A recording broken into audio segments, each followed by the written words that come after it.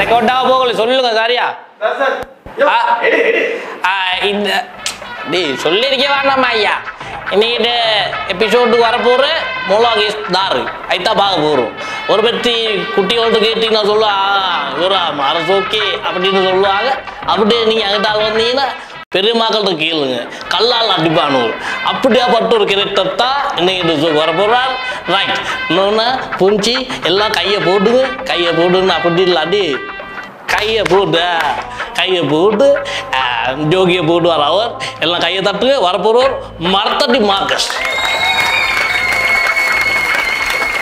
அவரோட பேர் இப்போ வந்து சோசியல் மீடியாவில் இருக்கிற பேர் தான் வந்து மரத்தடி மார்க்கஸ் இவரோட உண்மைக்கான பேர் என்ன அப்படின்னா போகா மரக்கிட்ட மார்க்கஸ் போகா இல்லைங்க மார்க்கஸ் தான் இவரை எல்லாம் கூப்பிட்டு கமையில் எப்படி இருக்கிறீங்க நான் என்ன சிக்காலையா நான் நல்லா இருக்கிறேன் பெரிய சோழர் பரம்பரை வாசியே ஐ சுற்றி இன்னொரு கேள்வின்னு உங்களோட கேட்கணும் நீங்கள் அமையெல்லாம் இருக்கிறீங்களோ மிச்சம் கலர்ஸ் போட்டிய மாதிரி நீங்கள் தானே அதை பற்றி நீங்கள் என்ன நினைக்கிறீங்க அதுதானே இந்த கலர்ஸ் அதுதானா இந்த பெருச்சாளி கண்ணுக்கே தெரியாது ஐ சாரி கமையில நீங்கள் எத்தனை குட்டியோட டோக் போட்டிருக்கீங்க ஐ சொல்லுங்க உன்னே மாதிரி ஆக்கள் வேண்டிய அளவு போடுறாங்க பாடலாம் நான் கமையில வேண்டிய சைஸோ டோக் போடுவேன் அதுதானே இந்த கலர்ஸ் அதுதானா அது எப்படி ஐயா அப்படி சைஸ் போயிட்டேலும் ஐக்கு நீங்கள் போடுற எப்பட்ட என்ன ஐ சொல்லுங்க கேட்போம் சைஸை பார்க்கும் ஐக்கு போகிற பேசும்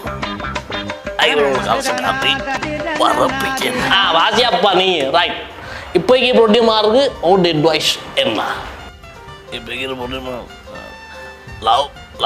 லவ் குட்டியை பார்க்காம உங்கள் டியூட்டியை பார் அதுதான் முக்கியம் அதுக்கு பிறகு கிண்டியை போடாமல் உன்னோட வண்டியை பார் அது மாதிரி நிறைய இருக்கு நான் போகல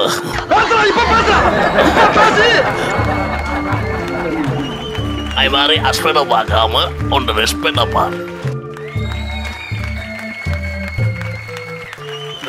ஃபைனல்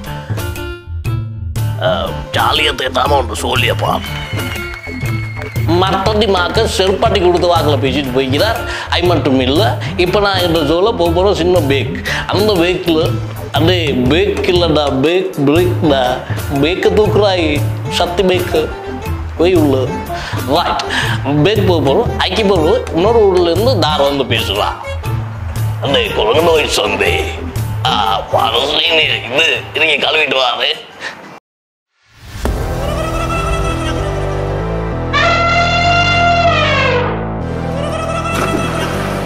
வணக்கம் அன்பார்ந்த நேயர்களே நார்மலா பேசுங்க ஐயா என்ன ஜாழ்ப்பாண கதையில கஜன்னு சொன்ன நீ ஜாழ்ப்பாணத்துல அறிவிப்பாளன்னு இப்படிதாங்க கேட்பான் ஐயா சாதாரணமா பேசுங்க சாதாரண தமிழ்ல எப்படியான அறிவிப்பு செய்யறது எப்படி செய்வ நீ செஞ்சு காட்டு ரெண்டு பேரும் சண்டை விடாதீங்க நீ செஞ்சு காட்டு சாதாரண தமிழ்ல அறிவிப்பு செய்யறது பெரிய மாப்பிள்ள என்ன ஜாழ்ப்பாணத்துல வந்து அறிவிப்பாளனா வரப்போ டக்குனு குரல்ல வந்து வித்தியாசம் மாத்த வேணும் கல்ல ஒன்று எடுத்து தொண்டைக்கா போட்டுக்கோள் அறுத்து விடும் அப்போ உண்ட குரல் இப்படி மாறும் இங்கு அமர்ந்திருக்கும் இந்த நாளிலே நாங்கள் அற்புதமாக அப்படி வரும் பத்தியா குரல் மாறும் அப்படித்தான் அப்படி மாறும் நல்ல சுகம் ரைட் சோகின்ற கொடுக்க ரைட் போக்குவரத்து நேயல்னா என்ன மன்னிச்சு விடுங்க பெரியாக்கள் எல்லாம் என்ன போக்குவரத்து நேயல் வந்து சும்மா சாதாரண தமிழை காய்க்க சொல்லிடும் கொமெண்டில் வந்து அடிக்க தேவையில்லை எங்களுக்கு தெரியும் அறிவிப்பண்ணாலும் கண்ணீரண்டு குரலை செய்ய வேணும் உருக்கமாக செய்ய வேணும் இப்படி காய்க்கணுமாடா பரவாயில்ல எங்கே கிடந்து வந்தேன்னே இங்கே இப்படி எல்லாம் எங்களை காய்க்க சொல்லுது கூட வணக்கம் இன்றைக்கு எங்கள் நிகழ்ச்சிக்கு வேற யாருன்னு பார்த்தீங்கன்னா அவர் வந்து சரியான ஃபேமஸ் கனடாவிலே டிக்டாக்குகளை வந்து போட்டு தள்ளி கொண்டிருப்பார் அவர் யார் அப்படி என்றால் கனடாவிலிருந்து கௌசிக்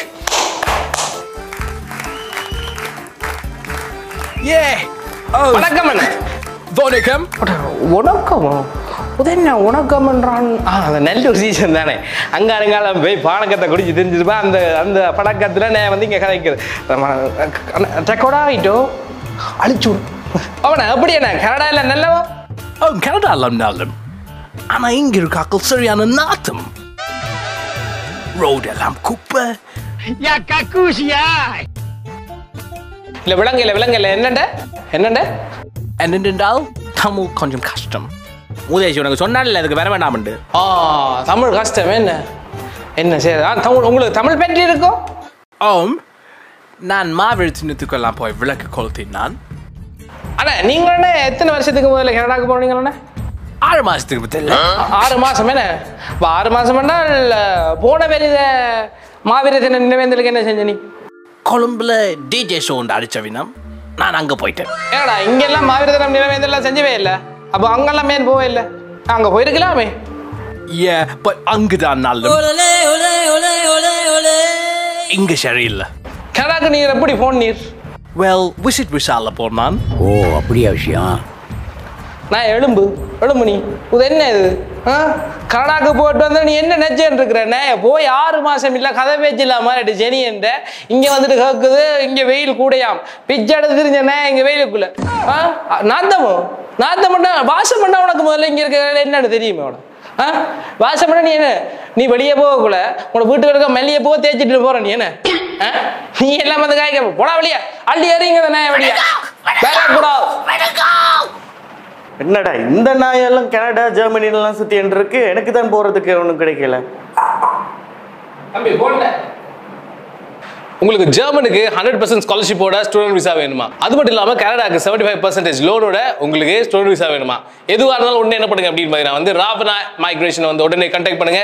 கீழே தெரிய நம்பருக்கு ஃபோன் பண்ணுங்க. கனடாக்கு நீங்கள் போனீங்கன்னா உங்களுக்கு வந்து 30 லட்சம் நீங்கள் செலவு பண்ணாலே போதும். மீதி இருக்க காசெல்லாம் வந்து நீங்கள் 75% லோன் அமௌண்ட்லேயே கட்டி முடிக்கலாம். நீங்கள் கனடாவில் போய் படிக்கிறதுக்கு லோன் எடுக்கும் போது 4 வருஷத்துலேருந்து 7 வருஷத்துக்குள்ள நீங்கள் அந்த லோனை திருப்பி கட்டிடலாம். ஆனால் நீங்கள் கனடாக்கு அப்ளை பண்ணும்போது IELTS ஸ்கோர் 6 இருக்கணும். அப்போ தான் அப்ளை பண்ணலாம். இல்லைன்னா திருப்பி எழுது எக்ஸாமை. நீங்கள் ஜெர்மனுக்கு போறீங்கன்னா 100% உங்களுக்கு வந்து ஸ்காலர்ஷிப் அண்ட் ஃப்ரீ எஜுகேஷன் எடுத்து தரதுக்கு இவங்க ரெடியாக இருக்காங்க. ஜெர்மனில் ஏற்கனவே ஃப்ரீ எஜுகேஷன் தானே இருக்கு. ஆனால் எல்லா யூனிவர்சிட்டியிலே இருக்கா? இல்லை. அதனால ஃப்ரீ எஜுகேஷன் இருக்கிற யூனிவர்சிட்டியாக பார்த்து அவங்க எடுத்து கொடுப்பாங்க. செம்ம ஐடியா. ஆண்டி உங்கள் பையன் கூட எங்கேயோ கனடா போகணும்னு சொன்னான்ல, ஏஜெண்டா காசு கொடுத்தே மாதிரி அநியாயம். ராவணாக்கு வந்திருந்தா பாதி காசை கட்டி போட்டு மீதியை லோனாக கட்டியிருக்கலாம். அவன் விட்டு போட்டான், நீங்கள் விடாதீங்க, டக்குன்னு கோல் அடிங்க. மன்னிக்கவும், வடமை போல் யாழ்ப்பாணத்தில் நிகழ்வு வைக்கும் போது தடங்கள் ஏற்படுகிறது. இந்த தடங்களை நீக்க நான் மட்டக்களப்பில் இருந்து ஒருவரை வர வைக்கப் போகிறேன். அவரை கண்டு செல்லுங்களோ. இந்த இந்த ஓனான கடையில் சாப்பிடுறது வந்து வயிற்ற கிடந்து கலக்குதுறாப்பா. இது என்னடாப்பா இது கடுங்கலக்குலாம் இருக்கு. சரி அடக்கிட்டு ஷோ செய்தானேனே. கடும் கஷ்டத்தோட இந்த நிகழ்ச்சியை செஞ்சு கொண்டு இருக்கிறேன். முக்கியமான விஷயம் என்ன, இந்த நேரத்தில் இவ்வளத்தை நமக்கு இந்த ஷோக்கு அனுசரணை கொடுத்து யார்? மாமாவின் பைக்கில் சிறந்த பைக்கில் என்ற ஒரு காட்சி உங்களுக்கு வருது, பார்த்துட்டு வாங்க.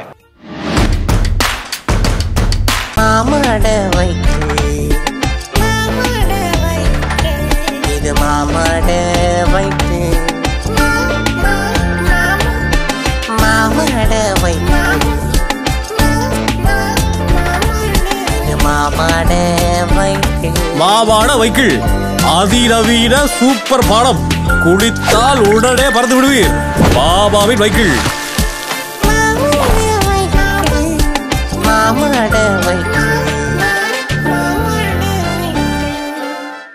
இந்த வீடியோல வந்து எல்லா அம்மா உண்மைடாப்பா நம்பாட்டி ரத்தங்க கிஷாவா நண்பா நண்பா காதுகள் பாவம் இல்லையா? நீ சிரிச்சுட்டு போ. ரத்தங்க கிஷா போற நீ என்ன வீட்டை போடக்குள்ள லாலி கிடப்பா. என்னடா செய்து நம்புங்களாண்டா. நம்பிட்டீங்களா?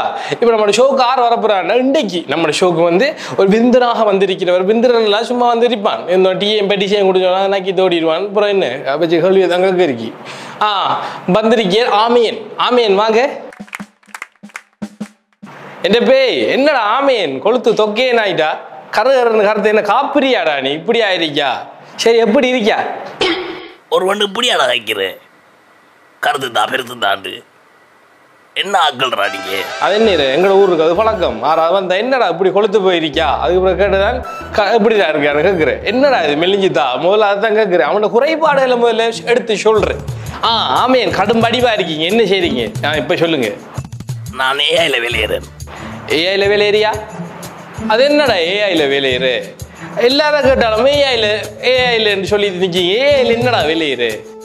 விளக்க மஷின் கொடுக்க வந்த ஏஐ ஆர்டிஃபிஷியல் இன்டெலிஜென்ஸ். அதில் நீ வேலையேறியா? என்ன வேலை செய்யறா சொல்லு. ஃபேஸ்புக்கில் ஆண்டி மாற ஃபோட்டோவை டவுன்லோட் பண்ணி அங்கிள் மாருக்கு அனுப்பி இந்த மாருக்கு கூட மனுஷன் காசு கேட்குறேன். திருப்பி பொம்பளை பிள்ளைல முகத்தில் மாற்றி பொடியனுக்கு அனுப்பி என்னடா இது செஞ்சு வச்சிருக்கியான்னு காசு கேட்குறேன். நீங்க எல்லாம் மனுஷாமாடா, இதில் ஒரு வேலையா செஞ்சு கொண்டிருக்கிறீங்க. எங்களை ஒன்று செஞ்சுக்கலாமான். முட்டச்சிற மக்கள் செய்யற வேலையில பார் அங்கே நிப்பாட்டையிலுமா ஏலா ஒன்று செஞ்சுக்கலா செய்யலாம். அதுக்கு தான் இப்போ உங்களுக்கு ரிஃப்ட் யூனி இருக்கு, Ravana industries of future technologies. So இவங்க என்ன சொல்லிக் கொடுக்குறாங்க அப்படின்னு பார்த்தீங்கன்னா வந்து நம்ம சீனியர் சிட்டிசன்ஸுக்கு ஏஐ மூலமாக வந்து நிறைய ஏமாத்து விஷயம்லாம் நடந்துட்டு இருக்கு. இந்த ஏமாத்து விஷயம்லாம் எப்படி தடுக்கிறது அப்படின்றத சொல்லி கொடுத்துருக்காங்க. முக்கியமான விஷயம் என்ன அப்படின்னு பார்த்தீங்கன்னா, நீங்கள் இந்த மாதிரி ஏஐ விஷயங்களை பார்த்து நம்பும்போது அது வந்து உங்களோட மென்டல் பீஸ் மட்டும் இல்லை, உங்களோட ஃபினான்ஷியல் பீஸையும் தட்டிட்டு போயிடும். சில டைமில் வந்து ஏஐ வாய்ஸ்லேயே கால் பண்ணி காசு போடுங்க அங்கிள் அப்படி நீங்கள் சொன்னால் டக்குன்னு போட்டுருவீங்க. ஆனால் அது ஏஐ வாய்ஸாக இருக்கும். ஏன் அங்கிள் இப்படி பண்ணுறீங்க? ஏதாவது வீடியோ எடிட் பண்ணி உங்களுக்கு ஏஐல அனுப்பா, அங்கிள் பாருங்க இந்த மாதிரி ஒரு சீன் நடந்துருச்சு, 5000 ரூபாய் போடுங்க அக்கௌண்ட்டுக்கு, அப்பதான் டிலீட் பண்ணுவேன்னு சொல்லுவான். தேவையா? அதுக்கு நீங்க என்ன பண்ணுவீங்க? திருப்பி ஒரு 5000 ரூபாய் போட்டு விடுங்க. ஆனா அது ஏஐ வீடியோ. என்னங்கள் சொல்றது? இந்த மாதிரி பல பேர் ஏமாந்துட்டு இருக்காங்க. இந்த மாதிரி ஆளுங்கெல்லாம் ஏமாறக்கூடாது அப்படின்றதுக்காக தான் ரிஃப்ட் யூனி இருக்கு. அது மட்டும் இல்லாமல் இதில் IELTS சொல்லி கொடுக்குறாங்க. ரிஃப்ட் யூனியில் நீங்க வந்து IELTS படிச்சுட்டு இருக்கலாம், வேற எந்த டவுட்டுமே கிடையாது. அண்ட் இவங்க வந்து கீழே இருக்கிற அட்ரஸ்ல இருக்காங்க, உடனே ஃபோன் பண்ணி தெரிஞ்சுக்கங்க. ஆண்டி நீங்க போய் பார்த்து பயந்தீங்களே அந்த ஏஐ வீடியோவை.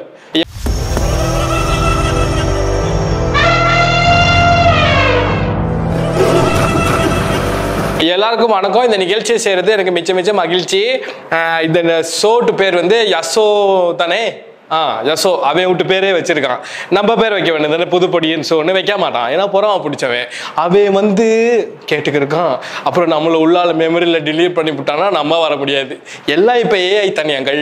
சரி, இப்போ என்ன விஷயம் தெரியுமா? நம்மட்டு ஷோக்கு வந்து இன்னைக்கு விருந்தினராக வந்திருக்கவர் நுரில்ல மக்களுக்கு எல்லாருக்குமே பொதுவானவர் ஏட்டன் பதுல. இந்த மக்களுக்கு வந்து ரொம்ப பொதுவானவர். யாரா அவன் அப்படின்னு கேட்குறீங்களா? அவர் தான் காட்டுப்பண்டி கார்த்திக். ஏன்னா மச்சான் கார்த்திக் எப்படி இருக்கீங்க? பண்டி மாதிரி இருக்க மச்சான். காட்டு பண்டினா பண்டி மாதிரி இருக்காம பின்ன உங்கட்டு வண்டி மாதிரியா இருப்பேன். கார்த்திக் நீங்க என்ன யாழ்ப்பாணமோ? தம்பி நம்ம நூறெல்லி. ஆனா நான் அங்கனதான் போய் சொல்லி சந்திக்கு இருப்பேன். சரி பண்டி, இங்க பாருங்க. அது மட்டும் இல்லாம உங்ககிட்ட ஃப்ரெண்ட்ஸ் எல்லாம் இருக்காங்க. ஜெர்மன் ஷெப்பர்ட் ரவி, பண்டி பழனி, நட்டுவக்காளி பாலா, இவங்கெல்லாம் நம்ம ஷோக்கு வர போறாங்க. ஆனா அதுக்கு முன்னாடி நீங்க தான் பெஸ்டா வந்திருக்கீங்க. பெஸ்டா வந்த கை சொல்லுங்க, உங்ககிட்ட பொழுதுபோக்கு என்ன? தம்பி மறந்து போடாதீங்க, கட்ட ரவியும் நான் போட்டு ஃப்ரெண்ட். கட்ட ரவி உங்ககிட்ட ஃப்ரெண்ட் தான் இல்லையா? இந்த இப்படி வச்சிருப்பாரு மீச வச்சு இந்த டபுள் பாக்கெட் அடிப்பா கட்ட ரவி. சரி மிச்சம் பேசாம வாங்க, உங்ககிட்ட பொழுதுபோக்கு என்ன? நல்ல கேள்வியோட தம்பி. போய் சொல்றது தான். நான் சட்டிகளை புனரமைப்பேன், கூட்டங்களை கூட்டுவேன், போய் சொல்லுவேன். தம்பி நம்ம பொழுதுபோக்க வளர்க்கணும் தம்பி. வளர்த்து அதை புணர்ச்சி செஞ்சு அதுல இருந்து ஒரு புது போக்க உருவாக்கணும் தம்பி. நம்ம ஒரு கேள்வி கேட்டா என்ன பதில சொல்றான் பாத்தீங்க தானே? சரி கார்த்திக், நீங்க கடைசியா எப்போ போய் சொன்னீங்க?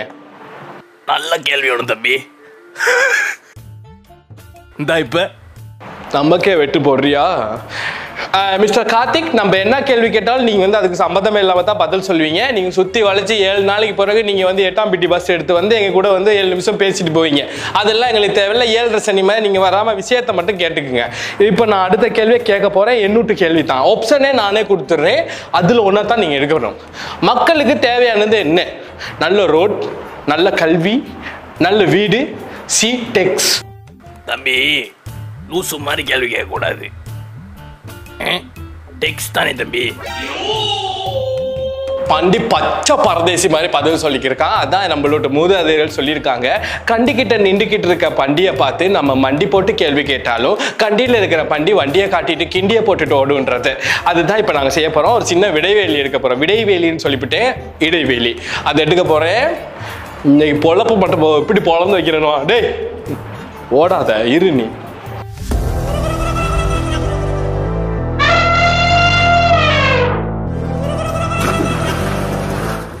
இடைவேளைக்கு பிறகு மீண்டும் வர வைக்கிறோம். சரி பண்டி, நீங்க மக்களுக்காக என்ன செய்ய போறீங்க?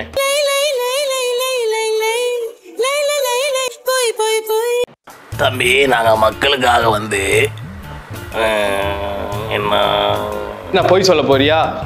பதில சொல்லுவே. நான் மக்களுக்காக புது வரி திட்டம் வச்சிருக்கேன். அளக்களிப்பான வாழ்க்கையும் அபரிவிதமான வரியும். இதுதான் அடுத்த திட்டம். இதைத்தான் செயல்படுத்த போறேன். நம்ம அடுத்த நிகழ்ச்சியில சந்திக்கிற வரைக்கும் இந்த பண்டியை கொண்டு போயிட்டு நாங்க என்ன செய்வாங்க தெரியும் தானே? என்ன செய்யணும்னு தெரியும் தானே? அதை செஞ்சு வைங்க. நான் ரவிக்கு போத்தலோட வரேன். வணக்கம்.